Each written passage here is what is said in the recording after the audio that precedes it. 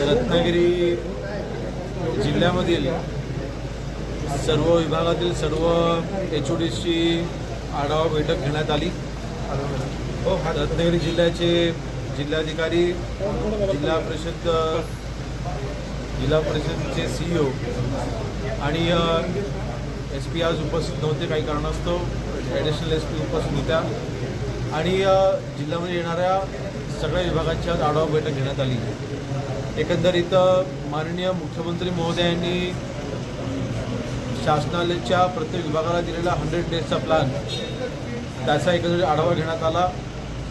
रत्नागिरी जिल्ह्यामधील ग्रामविकास विभागाच्या असतील, महसूल विभागाच्या असतील, अन्न नागरी पुरवठा असेल किंवा औषध प्रशासन असेल, या विभागाच्या जेवढ्या योजना आहेत ह्या योजनांची एकंदरीत माहिती घेण्यात आली, याचा आढावा घेण्यात आला आणि माझ्याकडनं अगदी कडक सूचना ह्या अधिकाऱ्यांना आज मी दिलेल्या आहेत की सगळ्या योजनांची अंमलबजावणी ही योग्यरित्या झाली पाहिजे।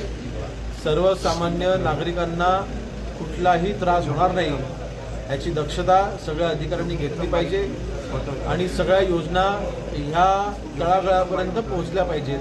ह्या अशा पद्धतीच्या सूचना या विभागातील सर्व अधिकाऱ्यांना या दिल्या गेलेल्या आहेत। महसूलच्या संदर्भात काय नेमक्या सूचना दिल्या? महसूलच्या बाबतीमध्ये मी सर्वप्रथम आपल्या रत्नागिरी जिल्ह्याचे जिल्हाधिकारी MD सिंग यांचं मी अभिनंदन करेन की अतिशय उत्तमरित्या त्यांचं कामकाज चालू आहे।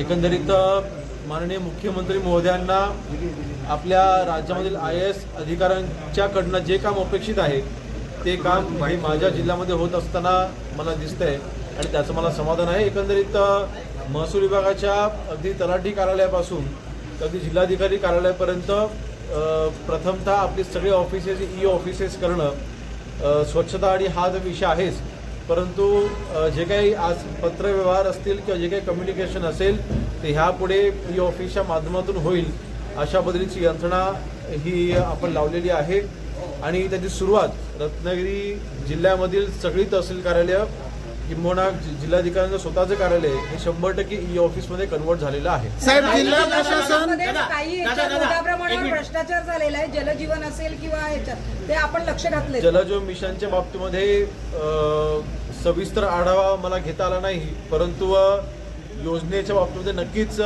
नाराजी आहे।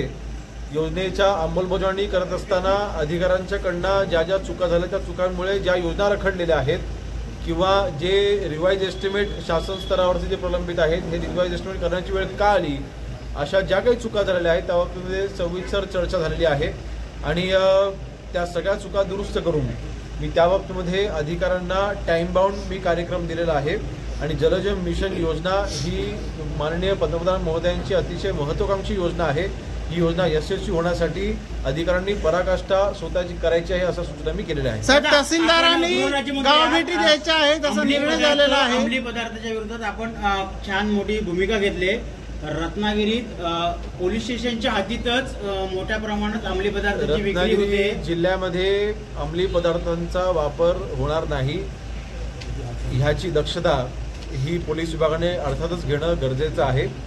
2024 मध्ये ज्या काही कारवाई झाल्या त्यावरती मी देखील समाधानी नव्हतो किंवा नाही। ह्यापुढे आपल्या कॉलेजेस असतील, स्कूल्स असतील किंवा जिथे जिथे आपला अंमली पदार्थ वापराचा जर का संशय असेल तिथे कडक कारवाई करा असे निर्देश दिलेले आहेत। धन्यवाद।